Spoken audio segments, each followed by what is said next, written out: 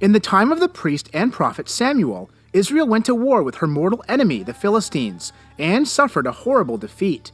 The Israelites, bewildered, said, "Why has the Lord defeated us today before the Philistines? Let us bring the ark of the covenant of the Lord from Shiloh to us, that when it comes among us, it may save us from the hand of our enemies." Although this plan at first seemed to backfire, since the Philistines ended up capturing the ark, it ultimately did bring upon the Philistines a very great destruction, as the Lord's hand was heavy against them. In fact, the Lord brought upon them a plague of tumours and rats so terrible that after only 7 months they ended up sending the ark back to Israel with a chest containing an offering of 5 golden tumours and 5 golden rats in hopes that they would be healed from this dreadful plague. Interestingly, these golden replicas were likely talismanic figures made according to some occult laws of astrology. Such talismans were very ancient and were supposed to cure diseases and to ward off evils.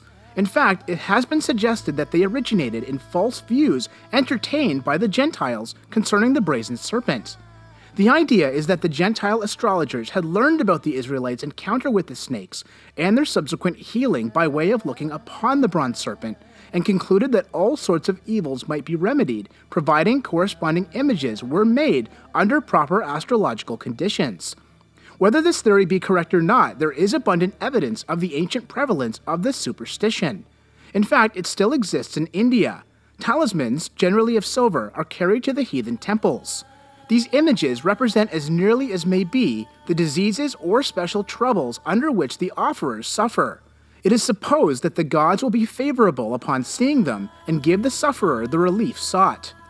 Of course, such idols and images are utterly powerless, for there is only one God, the God of Abraham, the God of Isaac, and the God of Israel, and only He has the power to heal our sicknesses.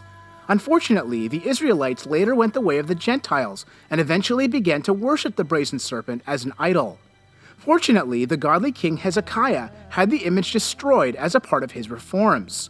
We too, like Hezekiah, must recognize that only with God lies all authority and power.